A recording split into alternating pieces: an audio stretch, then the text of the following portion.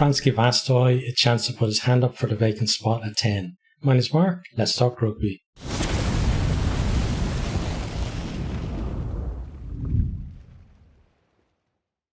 France v Fiji, it's the Stade de la Beaujour in Nantes. It's on Saturday 19th of August, kickoff is 8:05 BST. So we will have a look at the two teams. I'll go a little bit into the French team, but not so much on the Fijian team, because simply I don't have enough knowledge on them to really offer opinions on a lot of the players, so I'm not going to do it. I'm not going to try and bullshit my way through it. But French team, front row is Wardy, Mauvaka and Antonio. A fairly strong front row there. And they're dead. I think all three of those absolutely going to be involved in match day 23s on the bench. And they have Buguri, Gross and MacLeod. So MacLeod, someone I'm not that familiar with. The other two, they've shown that they can definitely do a job. Buguri and Gross, I think, were on the bench last time out against Scotland as well. The second row, then we got Verhey and Willemse. So Willemse, excellent player in the second row there, and I think with Woki, or even if you have Flamont in there, maybe those three would be kind of my three starting locks, I think, for France. Then on the bench we have Charleroi, who I think himself and Verhey are maybe battling over one spot in terms of being in matchday squads. On to the back row, then you got Kroos, Aldrit and Cretin, and then you have actually got Flamand and MacLeod both on the bench. So I guess Flamand could maybe go into the back row if needed. MacLeod, as can actually play on the wing as well as in the back row. I think Aldrit, of those that are starting, Kroos probably too would be looking to start in the World Cup. I think Cretin is a player who's going to kind of put their hand up. Talking of that, then you have I never know how to pronounce this game. It looks like Lusu, but I've heard it pronounced different ways. But he's in at 9. We don't have any Dupont in this one. Dupont is clearly the starting number 9 for France.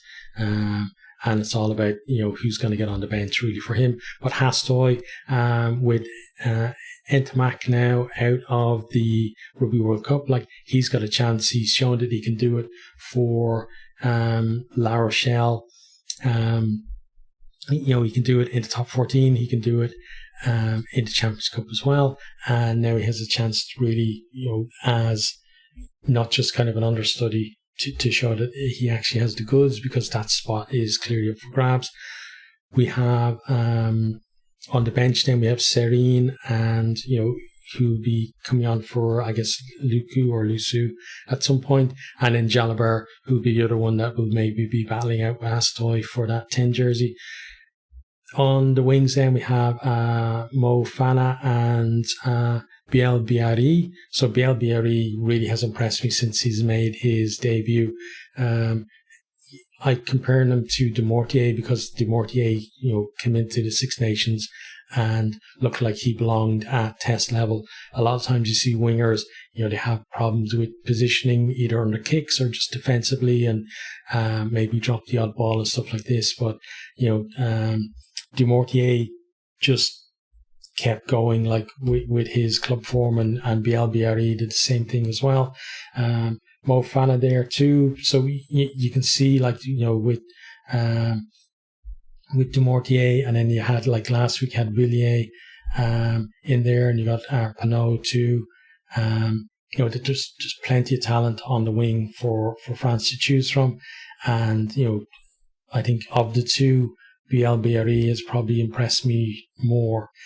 Centres then, we got Dante and Vincent as the centre partnership. I think Dante will certainly start at 12 in the Rugby World Cup. Vincent is, I think playing for a spot in terms of, trying to get into that mix. And then you got Jaminet at fullback. I think fullback spot is kind of Ramos's at the moment. Now Ramos normally does the kicking, which obviously means that in this one, I don't know who's going to kick. It's probably going to be Astoy, I would imagine, of the two. But then if Astoy is going to be 10 and then Ramos comes in, I think maybe you just continue with Ramos because he hasn't done anything wrong, being the kicker for France. So, and he did get some kind of, difficult kicks as well against Scotland. So that's their team. Then we go on to the Fiji team. Let me pull it up here. Okay, so again, some of these players I'm not that familiar with. I think, some of them obviously play in Europe. Some of them play for the Fijian Drua in Super Rugby. I used to watch a lot of Super Rugby, maybe not quite 10 years ago, but maybe like 8 or 9 years ago. And kind of for a period of time as well. Before that, maybe 4 years or so. Used to be a Taz fan, but recently I haven't watched anything, so I can't really tell you much about a lot of these players. But, front row, we got Ironi, Maui, Tibita, Ikanevere. Then we got Masake Doge, so that's your front row. Second row then is Asoa Nasila Sila. Then we got Te Ahiwaru Siri Kida Veta. Back row then is Meli Deranala Lagi. We got Lavani Botia. Botia was absolutely amazing in the Champions Cup this year. The games that I saw him in, absolutely outstanding player. Then we've got William Mata at 8 as well. Halfbacks then are Frank Lomani and Caleb Muntz. Left wing then we got Vinaya Habosi, and centres Semi Radradra and Yosef Masi. So decent centre combination there. Right wing then is Josua Tusova, and fullback is Sorelli Makala. So onto the bench then we got Sam Matabesi, Penny Ravai, Luke Taggy. Then second row replacement is Temo Mayanaba Nua, Albert Tuisui, and then we have Simeone Kuravoli,